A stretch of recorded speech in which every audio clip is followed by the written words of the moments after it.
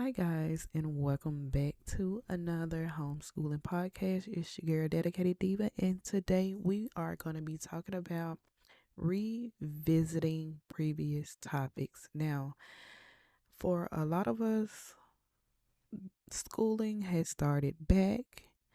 Um, I put it like this: I like to follow the calendar here in my county. It makes things a little bit easier, so I know.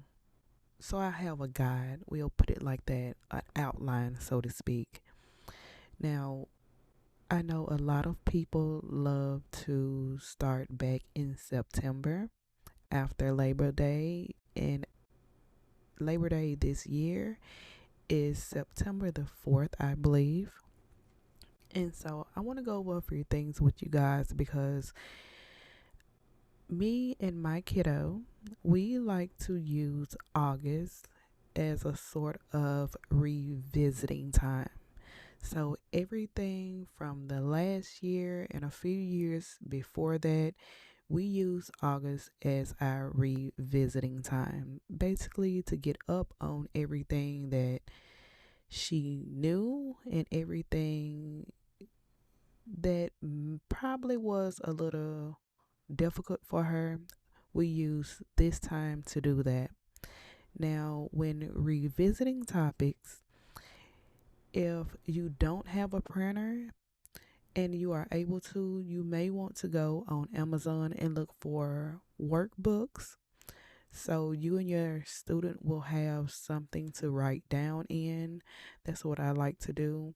We also get school supplies, but when we're going back and revisiting topics, we like to get workbooks because in every workbook, basically, is something or somewhere where you can write down.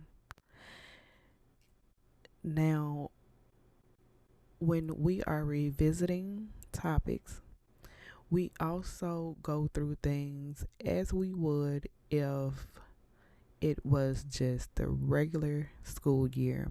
What I mean by that, we don't do different topics throughout the day or different subjects throughout the day.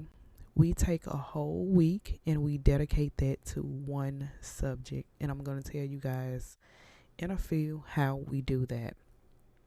We do this because it's easier to focus on one thing at a time, and you maybe want to put it like an elective in the middle of that. So just say for instance, if you're doing ELA and you and your kiddo take a break for the day, maybe an hour break, maybe you want to get some type of snack and throw in some art or throw in some PE, something of that sort, or foreign language. Now, this is how we do things. From If you're starting on a Monday, we first start off by figuring out what it is that we're going to talk about and why it's important.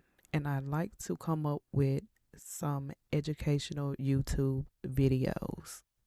So, just say, for instance, if we are talking about the ocean or oceans, we want to talk about what an ocean is, why it's important, and we follow up with videos. That's on a Monday. Tuesday, we want to be more hands on. That's when we go a little bit more in depth with our research, reading, and finding different things within the ocean. So these are only examples for you guys. Now on Wednesday, we are going to combine what we did on Monday and Tuesday. So basically on Wednesday we're going back over what it is, why it's important, videos and hands-on. And on Thursday, now on Wednesday also we also use guides. So we make sure we go over everything within guide. And Thursday We want to go over everything, but we want to kind of pull away guides and videos just to see what we remember. Now, this may seem like a quick process, but if you guys have looked at any type of syllabus or any type of rubric, when you're learning anything for any grade level, it's basically you're learning the same thing over and over for the first semester. So you're learning everything over and over again. So that's basically what we do. In each week, we'll just say we do science for the first week, ELA for the second week, and so on and so forth.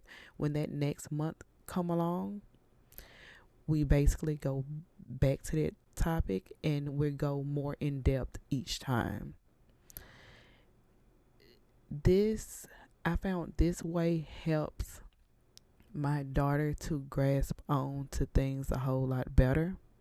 So once we get to Friday and we went over everything for oceans and different things of that sort, that Friday we're going to be talking about what we're going to be doing for either social studies, math, or ELA.